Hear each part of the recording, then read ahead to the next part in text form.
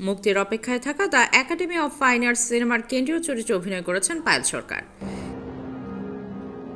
সিনেমাটি 14 নভেম্বর মুক্তির কথা ছিল, তবে ফেডারেশনের সঙ্গে জটিলতায় শেষ মুহূর্তে ছবিটি আটকে যায়।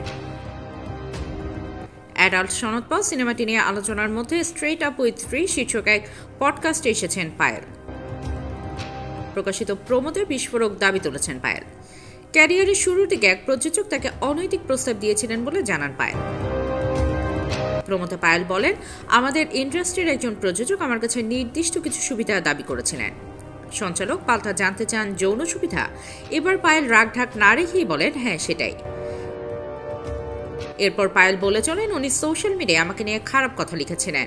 আমার ছবিতে ক্রস দিয়ে ভুলভাল লিখছিলেন, বেসিক্যালি পুরো সাইকো হয়ে গিয়েছিলেন। তারপর আমি কামব্যাক করলাম। এরপর প্রেম আমার হলো, লে ছক্কা হলো। মনে আছে 1 বছরের ব্যবধানে 2টো ছবি শুটিং করেছিলাম। একসময় টলিউডের কমার্শিয়াল ছবির পরিচিত মুখ ছিলেন পায়েল সরকার। দেবের সঙ্গে তার জুটি blockbuster hit. I love you, Le Chakka, প্রেম আমারের মতো মেগা হিট ছবি রয়েছে পায়েল সরকারের ঝুলিতে। পায়েল বলেন, আমাদের সমাজে এখনো মেয়েদের না বলাটাকে সম্মান করতে পারে না পুরুষ। তিনি বলেন, একজন মহিলা কোথাও গিয়ে না বলছে মানে সে কোথাও গিয়ে স্টান্ট নিচ্ছে। আমাদের এখানে না মেয়েদের না বলাটা পুরুষের ইগোতে নিয়ে নেয়, সেটা ইন্ডাস্ট্রির অন্দরের লোক হোক বা বাইরের। একটা সময় নায়িকার ব্যক্তিগত জীবন নিয়েও ইন্ডাস্ট্রিতে কম চর্চা হয়নি।